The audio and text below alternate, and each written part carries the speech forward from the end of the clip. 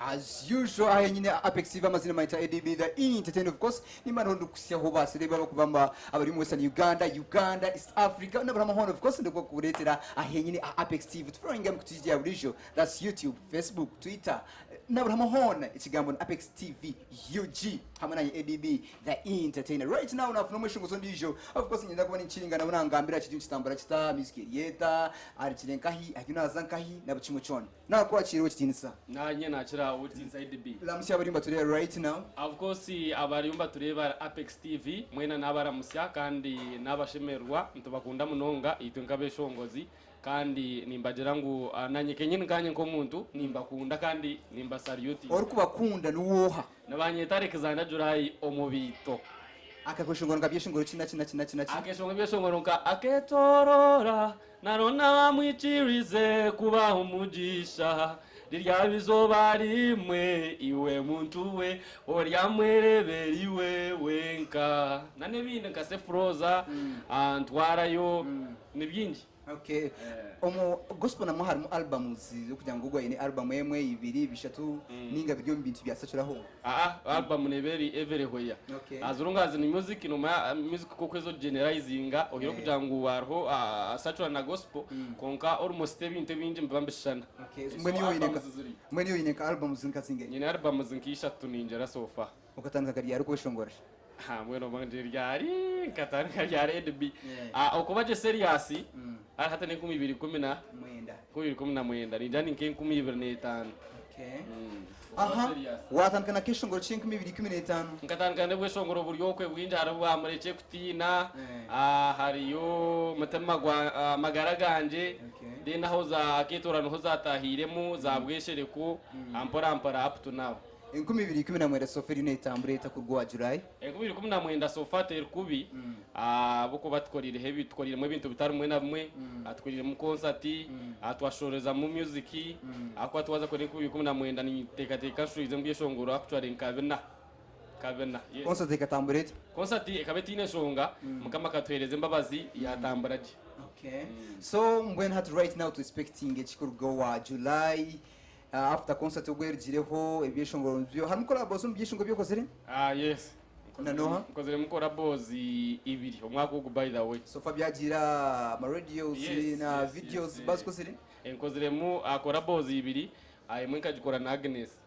Okay. Twarayo nanyeriza ndebeyo then ndijo najikora na APRX mbajeta weza ejo twetaka ko riwe video weza sofa netambureta weza akoze ngafana information kugira ngo utera tambwire munongo kumwa bintu expectinga kiri kita kikarga nkahi ije shongore cye cyaweza amazumago tukakora page konka turacire time ya mani turacire time because tukaba turi ya studio so twafuna inono ma creativity twafuna idea so twajusta twa recordinga like it was like freestyle so turashita merengo manya tukoresha necha itwe tukashitama twabugine buri muntu yateye ikigambo twajusta. Don't you think kugira ngo ekintu kugira ngo mube mutari serious kikubanchita music ahantu hamwe zigara nkahansi cyo twumanyisa ngo okuba serious music no music is a feeling so nubasa kubandi nkaha ku EDB mpora kantu so tukunze bero kukajaranta kandi tumanyisa ngo music na nimba najita kureka music it is a feeling aho kujhurra you can release.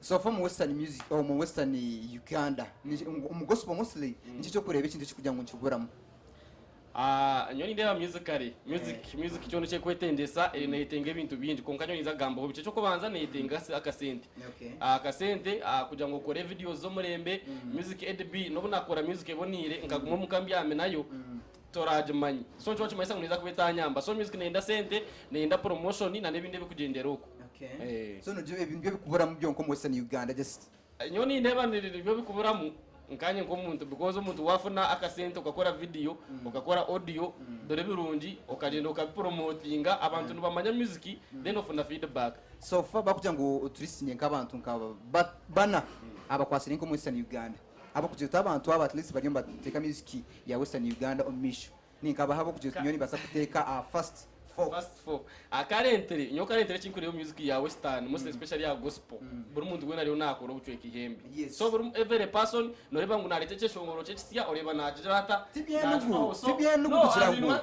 what I'm trying to mean Eh. atinda agenti for example turaje ngusemanda ine concert naje ngusemanda ine concert ningashi amwe abuzire like that kureka what I see in the western umuntu ari kushoza cyeshongoro currently tari kugira ngo ogu asingire hogu No, come to Chirimi. You're a radio presenter. Yes, well, that's what I know. Mbakushaba count down. Right now wako representing aka Kampala mbakugira ngo at least tuhereze ibishongoro byo kumanya mu Western Uganda. Ninga bishongo sabo kumanya. Kare katugamba mukoro gwawe. Right now abo kugira ngo basa kwishongoraho. Ninkabaye.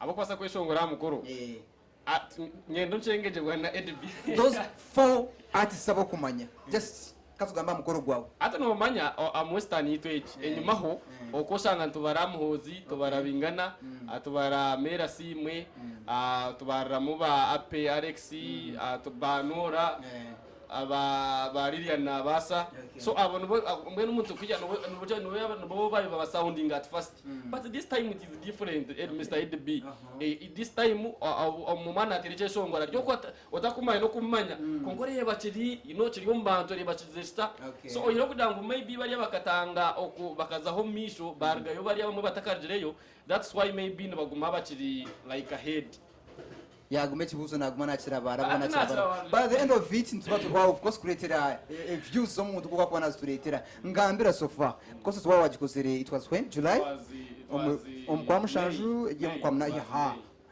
next concert ni ryari to expecting echi currently we are minding about music no kubanza uko already tukakora concert echo just so tumanyisa ngo ibyo ngo byo nabanyine enyuma ya concert ebyo hati mind okay ro konkati I have to concentrate on the new songs so that means nyine kora music ndijo ezo mbantu bajimanye then mbone thinking about concert kuyakwa riyo mushingo zumsera right now you're not watching akwege hochi ninge cyo kugira tunyowechi yachikora naba number 1 echo kubanza music no kugumisereza echa kabiri expectations kubanche kushara purisha washoze cyeshongoro okenda washoza today cyeshongoro nonda oije orabaha muntu wayo shongwiri wotakatanchere it is bad kana nekindi music no kujiha time ka concentrating ukamanya tukale naso cyeshongo cyanje nyine kutufaho likakuzoko kabyamo karinda ngo EDB ajabe no yajerata yakuronda abe no yakupushinje cyeshongoro try hard then ebindi no kubishango misho bigambo byawe byamuheru kusibira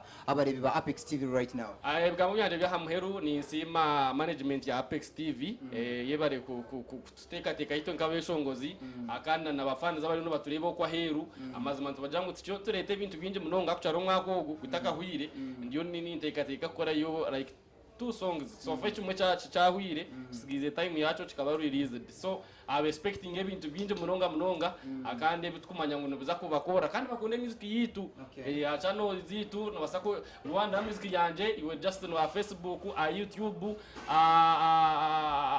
everywhere Instagram no typing amujura Alexander mubito no reba music yanje yona o like share tugende mu misho ntera makeshungu akapera ka aketora right now aketora naditiro shana kuja ndibonje yes gistonje aketorora naronda bamwikirize kuba umugisha rirya bizoba rimwe iwe muntu we orya mwereberiwe wenka. Thank you so much my EDB the entertainer of course ni badwa ukuleta information yone kuba ni kwata habas label mu Western Uganda na uramuhona just following am kutiti ya burijo that's Facebook Twitter YouTube Instagram ikigamba na Apex TV UG hamwe na EDB the entertainer utakaje kuwa kwata